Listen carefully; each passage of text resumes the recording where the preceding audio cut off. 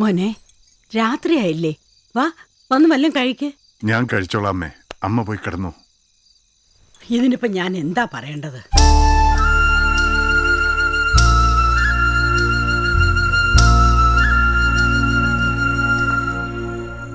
എന്തായാലും വലിയേട്ടന്റെ പത്തിയൊന്ന് താഴ്ന്നിട്ടുണ്ടടാ. എന്നിട്ടിപ്പോ എന്താ അവിടുത്തെ സിറ്റുവേഷൻ? പാലക്കാട് നിന്ന് വന്ന 2 ആലോചന ഒഴിഞ്ഞുപോയി. അതുകൊണ്ട് നീ പേടിക്കണ്ട. ഇത്തവണെങ്കിലും സംഗതി നടക്കോ? വലിയേട്ടനോട് അവതരിപ്പിക്കാൻ ജയേട്ടനോട് പറഞ്ഞിട്ടുണ്ട് ഞാൻ. സമ്മതിച്ചാ നമ്മള് കോളടിച്ചു. ഏതായാലും നീ ജാതകം എടുത്തു വെച്ചോ. ആ, ഹേമേച്ചിയുടെ ആങ്ങള ഹേമേന്ദ്രനെ കൊണ്ട് പൊന്നുനെ കെട്ടിക്കാനുള്ള ചില കളികളൊക്കെ നടക്കുന്നുണ്ട്. ഞാൻ പറയുന്ന വല്ലതും കേൾക്കുന്നുണ്ടോ? കേൾക്കുന്ന ചെവി കൊണ്ടല്ലേ, നീ പറഞ്ഞോ. ഇങ്ങനെ കണക്ക് നോക്കിയിരുന്നാലേ ഒടുവിലെ ജ്വല്ലറികളും സൂപ്പർ മാർക്കറ്റും മുഴുവൻ ജയേട്ടന്റെ ഹേമേച്ചിയുടെയും കയ്യിലിരിക്കും. അങ്ങനെ അങ്ങ് കൈക്കലാക്കാൻ പറ്റുമെന്ന് എനിക്ക് തോന്നുന്നുണ്ടോ? ജയേട്ടനും ഹേമേച്ചി മനസ്സിൽ കാണുമ്പോ മാനത്ത് കാണാൻ എനിക്കറിയാം. മാത്രമല്ല ഹേമചന്ദ്രൻ എത്ര വയസ്സുണ്ടെന്നാണ് എന്റെ വിചാരം. വലിയേട്ടൻ സമ്മതിക്കും തോന്നുന്നുണ്ടോ? ഈ അവസ്ഥയിൽ എങ്ങനെങ്കിലും നിശ്ചയിച്ച മുഹൂർത്തത്തിൽ തന്നെ കല്യാണം നടത്താനുള്ള വാശിയിലാ വല്യേട്ടൻ. ഈ സമയത്ത് സുധേട്ടൻ തഞ്ചത്തിലൊന്ന് പരിശ്രമിച്ചാ നമുക്ക് രാജേന്ദ്രനെ കൊണ്ട് കല്യാണം കഴിപ്പിക്കാം. അവനാണെങ്കിൽ എന്നെ വിളിയോട് വിളിയാ. ആ, നോക്കട്ടെ. മാറ്റിവെക്ക് മോളെ.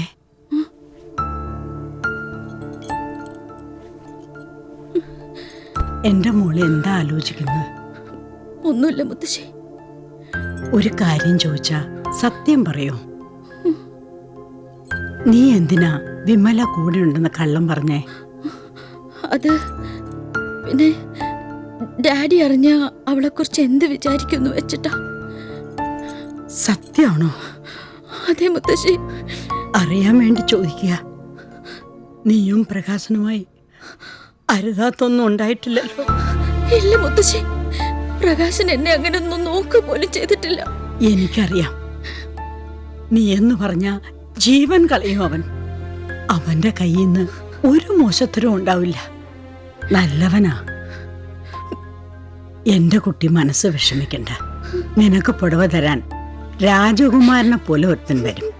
നിന്നെ മനസ്സിലാക്കുന്ന ഒരാൺകുട്ടി. കിടന്നു.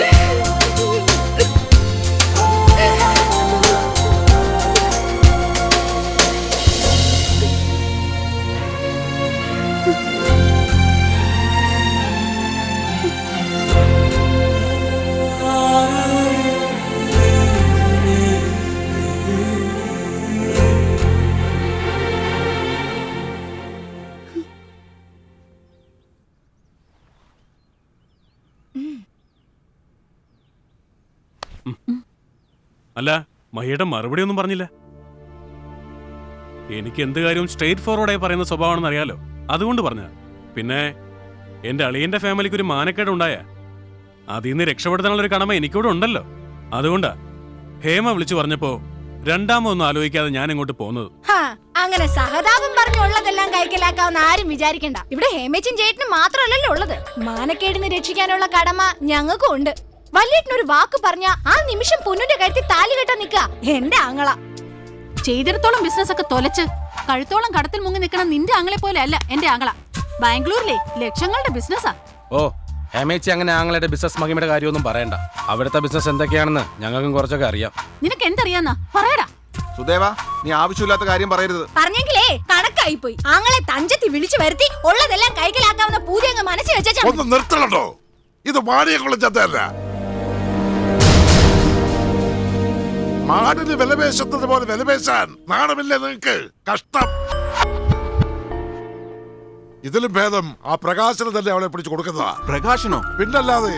എന്തായാലും ഈ പേരും പറഞ്ഞ് അവനോ അവന്റെ അച്ഛനമ്മമാരോ ഇതുപോലെ വിലപേശാൻ പറ്റില്ല. ഓഹോ, ഇതും മനസ്സിൽ വെച്ച് ഇത്രയും നേരം മിണ്ടാതിരിക്കായിരുന്നല്ലേ ചാണക്യൻ? ഇത് നടത്തി കൊടുത്ത എത്ര കമ്മീഷൻ തരാന്ന് പറഞ്ഞു ആ യമണ്ടൻ കുറുപ്പ്. എടാ ജയദേവ, പിന്നെ ഇയാൾ പറഞ്ഞത് കേട്ടില്ലേ? അല്ലെങ്കിൽ തന്നെ നമ്മുടെ കുടുംബകാര്യത്തോടെ ഇടപെടാൻ ഇയാളാരാ? നിർത്തേണ്ടടുത്ത് നിർത്താത്തന്റെ കുഴപ്പാ. മക്കളെ, മഹാദേവൻ പൊന്നുവീട്ടിൽ മഹാദേവനായി ഇക്കണ്ട സ്വത്തുക്കളൊക്കെ സമ്പാദിച്ച് കൂട്ടിയപ്പോഴാ നിങ്ങൾക്കൊക്കെ വലിയേട്ടനെ ഓർമ്മ വന്നത്. അതിന് മുമ്പ് ഒരു മഹാദേവൻ ഉണ്ടായിരുന്നു. നിങ്ങൾക്കൊന്നും ചുക്കിലും ചുണ്ണാമ്പിനും വിലയില്ലായിരുന്ന മഹാദേവൻ അന്നും ഈ വാസുവേട്ടനുണ്ടായിരുന്നു കൂടെ. വാസുവേട്ടാ, ഓർക്കണം, പറയണമെന്ന് കരുതിയതല്ല, ചങ്കിലടക്കാൻ കഴിഞ്ഞില്ല. അതുകൊണ്ടാ. പൊന്നുവിന്റെ ചീത്ത പേര് മാറ്റാൻ ആരും ത്യാഗം ചെയ്യണ്ട. ആരുടെ ഈ സഹതാപം എനിക്ക് വേണ്ട. ഇനി എന്തായാലും എന്റെ കഴുത്തിൽ താലി കെട്ടുന്നത് പ്രകാശം തന്നെ മതി. മോളെ, അതെ ഡാഡി, എല്ലാരും കൂടി ഇങ്ങനെ കൊത്തി വലിക്കുന്നത് ഇനിയും കേട്ട് സഹിക്കാൻ വയ്യ.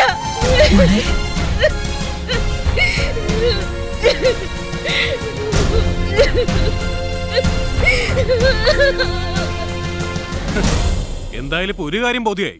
ഒന്നും ഉണ്ടായിട്ടില്ല എന്ന് പറഞ്ഞ പച്ചക്കള്ളവാ. എന്തായാലും അവന് ഇവളും തമ്മിൽ ബന്ധമുണ്ടെന്നുള്ളത് സത്യമാണ്. ഇല്ലെങ്കിൽ ഇത്രയും ബോൾഡായിട്ട് ഇത്രയും പേരുടെ മുമ്പിൽ വെച്ച് പറയാൻ അവൾക്ക് എങ്ങനെ ധൈര്യം ഉണ്ടായി? ഇനി ആരെന്ത് പറഞ്ഞാലും ഹേമന്തന്നെ ഈ കാര്യത്തിന് കിട്ടില്ല. അളിയാ, ഞാൻ പോവാ. ഹേമേന്ദ്ര അവിടെ നിൽക്ക്. തൃപ്തിയായല്ലോ അല്ലേ? ഇനി എന്ത് പൂരം കാണാനാ നോയിക്കൊണ്ട് നിൽക്കുന്നത്? വാ അങ്ങോട്ട്. വലിയേട്ടന്റെ തീരുമാനം എന്താ? അവള് പറഞ്ഞ കേട്ട് ആ തെണ്ടിക്ക് പിടിച്ചു കൊടുക്കാനാണോ? അതേടാ, അവളെടുത്ത തീരുമാനം തന്നെയാ ശരി. അതല്ലാതെ നിന്റെ ഒക്കെ അച്ഛന്മാരുടെ കൂട്ടത്തിൽ പറഞ്ഞയച്ചാ അവള് സമാധാനമായിട്ട് ജീവിക്കുന്ന ഉറപ്പുണ്ടോ? അമ്മ എന്താ ഈ പറയുന്നത്? ഓടാ അപ്പുറത്ത്. അമ്മേ, അതേ മോനെ, സ്വത്തും പണവും ഒക്കെ ഇന്ന് വരും നാളെ പോവും. ഉണ്ടെങ്കിലും ഇല്ലെങ്കിലും നമ്മുടെ കുട്ടിയെ പൊന്നുപോലെ നോക്കാൻ അവൻ തന്നെയാ നല്ലത്. പ്രകാശൻ. വാസുവേട്ടാ, എല്ലാ ഈശ്വര നിശ്ചയം. അല്ലെങ്കിൽ ഇങ്ങനെയൊക്കെ വന്ന് ഭവിക്കുവോ? സമാധാനായിട്ടിരിക്കെ. സത്യം പറഞ്ഞാൽ പൊന്നു പ്രകാശന് തന്നെ അവകാശപ്പെട്ടതാ.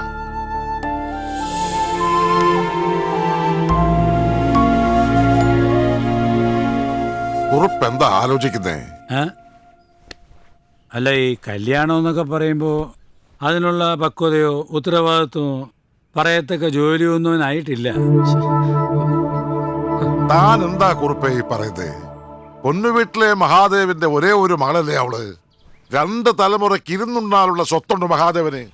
അങ്ങനൊരു ഭർത്താവ് ഉദ്യോഗസ്ഥനായിട്ട് എൻ്റെ മോനെ അങ്ങോട്ട് അയക്കാൻ എനിക്ക് ഇത്തിരി ബുദ്ധിമുട്ടുണ്ട്. അമ്മേ, അമ്മേ, അച്ഛൻ എന്തൊക്കെയാ പറയുന്നേ? ഒന്നും ഉണ്ടായിരിക്കും.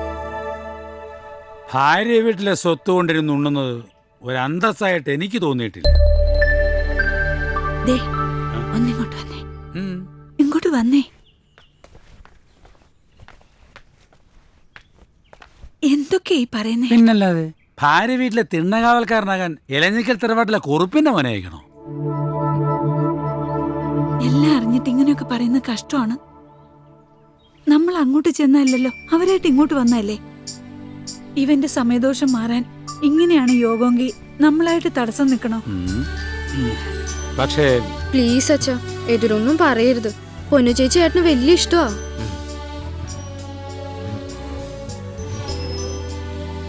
ചെല്ല്, ഇനി ഒന്നും പറയണ്ട. ചെല്ല്.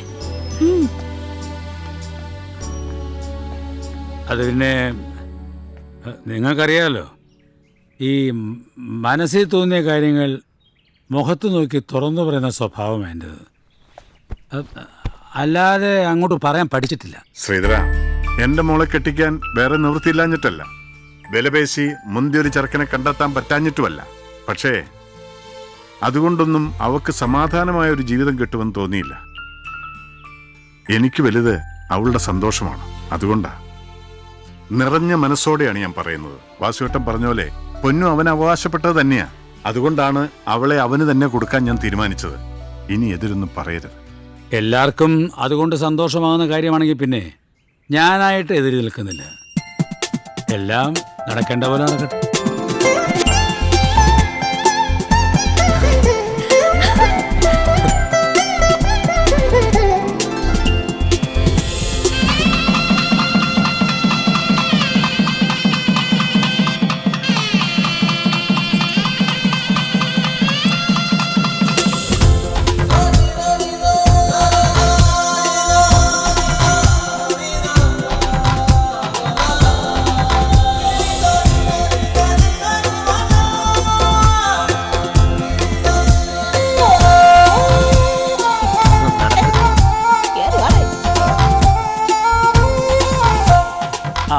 എന്നാ ഇനി ഞങ്ങളങ്ങ് ഇറങ്ങുവാ.